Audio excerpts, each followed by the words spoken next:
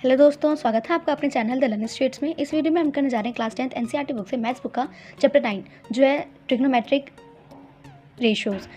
इस चैप्टर के अंदर हम करेंगे एक्सरसाइज 9.1 का क्वेश्चन नंबर 1। क्वेश्चन नंबर 1 के अंदर हम बोला गया एक सर्कस के आर्टिस्ट हैं, उन्होंने क्या किया, एक 20 मीटर लंबी उन्होंने एक रोप ली है। उस रोप को उन्होंने क्या किया, एक पोल से बांध दिया है टाइटली, और उसके बाद उस पोल का जो उसको बांध दिया पोल से, और पोल से जब पोल का एंडिंग यहाँ पे ऊपर टॉप, पोल के टॉप से उन्होंने बांधा है यहाँ तक, तो नीचे ग्राउंड के लेवल तक का उसका जो एंगल बन रहा है वो बन रहा है 30 डिग्री का। हमें फाइंड आउट करनी है हाइट पोल की, तो हम बनाएंगे इसका सबसे पहले डायग्राम। तो डायग्राम कैसे बनेगा, इसका कुछ ये है हमारी एक पोल, ये हमने एक पोल बना दिया। हमें बोला गया है कि एक रोप लेनी है, उसको इस तरीके से कुछ बांध देना है, हमने ले लिया। और ये ग्राउंड लेवल है और एंगल कितना बन रहा है, 30 डिग्री का एंगल बन रहा है दोनों के बीच, तो हमने यहाँ पर ले लिया 30 डिग्री का एंगल। अब डायग्राम बन गया, इनको तो नाम दे देते हैं, ये हो जाएगा ए, ये बी और ये सी, ये तीन हो गए। अब हमें लगाना है इसके अंदर, हमें बोला गया है कि जो रोप है उसकी जो हाइट है कितनी है, उसकी लेंथ है 20 मीटर हमें दे रखा है क्वेश्चन में, तो हमने आप ले लिया 20 मीटर। हमें बोला गया है फाइंड करनी है हमें हाइट पोल की, तो ए बी हमारा पोल है, हमें फाइंड आउट करनी है ए बी की हाइट। तो हम लगाएंगे यहाँ पे अपना फॉर्मूला मंत्र, जो कि है पंडित बद्री प्रसाद हर हर बोले। अब हमें देखना है इसके अंदर हमें क्या बोला है, अब हमें निकालना है परपेंडिकुलर, और यहाँ पे दे रखा है हाइपोटेनियस। तो परपेंडिकुलर अपन हाइपोटेनियस कहाँ पे होता है, साइन थीटा में। तो साइन थीटा में परपेंडिकुलर अपन हाइपोटेनियस हो रहा है साइन 30 की वैल्यू लगाएंगे हम। Sine theta is equals to perpendicular upon hypotenuse. Theta की वैल्यू कितनी दे रखी है, 30 डिग्री, तो हम यहाँ पे लिख लेते हैं sine 30 degree is equals to perpendicular क्या है, ए बी है, तो हमने यहाँ पर लिख दिया ए बी अपॉन हाइपोटेनियस का है ए सी, तो यहाँ पर लिख दिया ए सी। साइन 30 की वैल्यू होती है हमारे पास 1/2, यहाँ पर लिख दिया 1/2। ए बी की वैल्यू हमें नहीं पता निकालनी है, तो ए बी को एज इट इज रहने देते हैं। ए सी की वैल्यू हमें दे रखी है 20 मीटर, तो हमने यहाँ पर लिख दिया 20। अब इसको कर लेते हैं क्रॉस मल्टीप्लाई, तो 20 को जब हम 1 से मल्टीप्लाई करेंगे तो आ जाएगा 20 is equals to A B में अगर हम 2 को मल्टीप्लाई करेंगे तो हो जाएगा 2ab। अब यहाँ पर ए बी की वैल्यू हमें निकालनी है, तो यहाँ पे ये इसके साथ मल्टीप्लाई में ए बी के साथ, इधर आएगा तो हो जाएगा डिवाइड में, तो ये हो जाएगा 20/2 is equals to A B. अब 20 को 2 से डिवाइड कर देंगे, ये जाएगा 10 पे, तो ये आ जाएगा ए बी की वैल्यू कितनी आ गई, ए बी की वैल्यू आ गई 10। तो ये हो गया हमारे इस क्वेश्चन का आंसर 10 मीटर, ए बी की वैल्यू आ गई 10 मीटर। तो ये हुआ हमारा question number complete. Question number 2 देख लेते हैं एक बारी। क्वेश्चन नंबर 2 के अंदर हमें बोला गया है कि एक ट्री है जो कि एक स्टॉर्म की वजह से टूट गया है, यानी कि हम यहाँ पर बना लेते हैं पहले डायग्राम अपने ट्री का। तो बोला गया एक ट्री है, ये मान लेते हैं हमारे पास है ये ट्री हो गया। वो बोला गया कि वो ट्री टूट गया है, तूफान आने की वजह से ट्री टूट गया, तो वो कुछ इस तरीके से टूट के ग्राउंड पे गिर गया। अब बोला गया है कि जो उसके जो गिरा है वो जब ग्राउंड पे, तो वो जो जितने वो 30 डिग्री का एंगल बना रहा है, यानी कि ग्राउंड ट्री के बॉटम से जो टॉप है ट्री का वो टूट के नीचे गिरा है, तो वो दोनों मिलके कौन सा कितने डिग्री का एंगल बना रहे हैं, दोनों मिलके बना रहे हैं एंगल 30 डिग्री का। तो यहाँ पर हमने लिख दिया 30 डिग्री का एंगल बना रहे हैं। अब हमें ये बताना है कि हमें दे रखी है हाइट दे रखी है हमको, यहाँ से लेके जो ट्री का बॉटम है और जो टॉप टच हो रहा है ग्राउंड पे ट्री का, उसकी हमें दूरी लेंथ दे रखी है जो कि है 8 मीटर की। तो ये हो गया 8 मीटर। हमें बोलेगी हाइट फाइंड आउट करनी है ट्री की, तो हमें ट्री की हाइट फाइंड आउट करनी है, यानी कि इसको नाम दे देते हैं, ये हो जाएगा ए, ये बी और ये सी। हमें ट्री की हाइट फाइंड आउट करनी है, यानी कि ए बी निकालना है।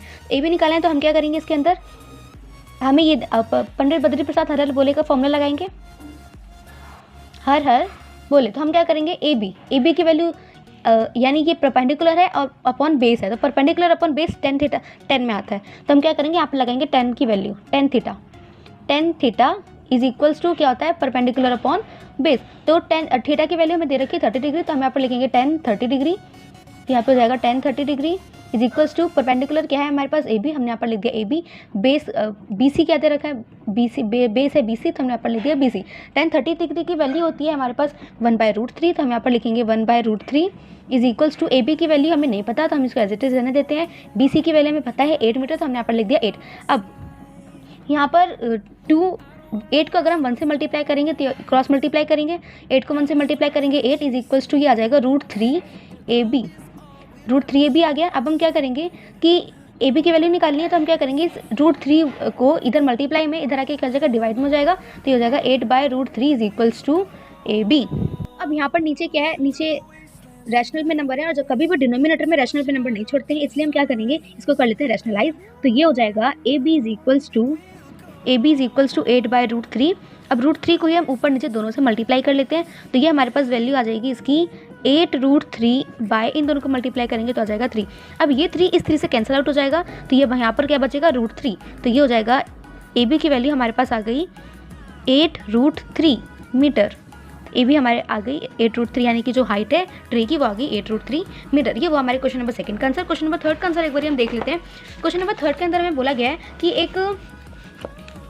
क्वेश्चन नंबर 3 के एक कॉन्ट्रैक्टर है जिसको कॉन्ट्रैक्ट दिया गया है स्लाइड बनाने के लिए। 2 स्लाइड बनानी है, एक छोटे बच्चों के लिए और एक बड़े लोगों के लिए। तो क्वेश्चन में हमें बोला गया है कि एक स्लाइड बनानी है जिसकी हाइट है 1.5 मीटर की। जो बिलो 5 ईयर एज है उनके लिए बनाना है हमको। ये हो जाएगा बिलो